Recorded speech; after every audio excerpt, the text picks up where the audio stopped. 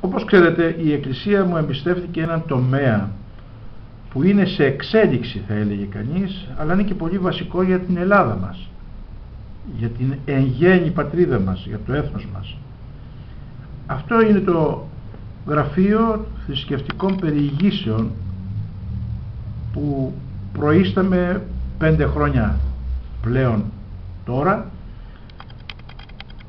και που προσπαθώ, ευκαιρίες δοθήσεις μιας και έχω ήδη απαλλαγή των καθηκόντων μου με την παραίτησή μου, να το προβάλλω όσο μπορώ περισσότερο. Λένε, άλλοι το λένε, ότι πάει πολύ καλά αυτή η προσπάθεια.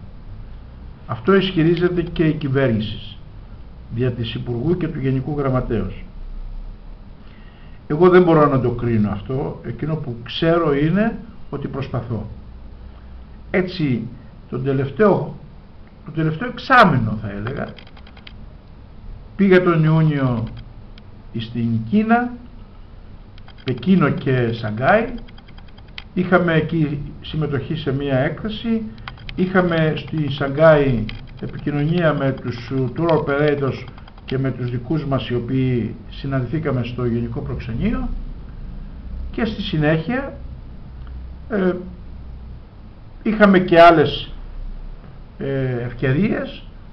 Ξαναπήγα στην Σανγκάι, πήγαμε στην Θεσσαλονίκη και λάβαμε μέρος στην φιλοξένεια που συνεργάστηκε η Μητρόπολης και το Υπουργείο Βορείου Ελλάδος. Πήγα βέβαια και στο Άγιο Όρος μετά, που ήταν κοντά στην Θεσσαλονίκη.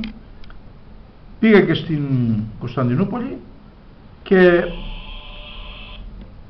είμαστε έτοιμοι τώρα το Γενάρη να πάμε στην Ιορδανία, προσκεκλημένοι του Υπουργείου Τουρισμού του Βασιλείου της Ιορδανίας. Και μετά έχουμε προγραμματίσει για Αμερική, για Λονδίνο, για Βερολίνο, όχι Λονδίνο, για Βερολίνο, για Μόσχα και κάποια άλλα ταξίδια τα οποία δεν θυμάμαι. Το τελευταίο που είχαμε να κάνουμε ήταν στις 3 του Δεκέμβρη. Είχε προγραμματιστεί μια κουραζιέρα με συνέδριο όλων των αντιπροσώπων των Μητροπόλεων που έχουν οριστεί ως η συνδετική κρίκη με το γραφείο μας. Ο καιρός δεν επέτρεψε να πάμε το ταξίδι και έτσι πραγματοποιήθηκε με πολλή επιτυχία, με μεγάλη συμμετοχή. Πραγματοποιήθηκε εν στάση μέσα στο πλοίο. Οι χορηγοί ήταν σπουδαίοι και μας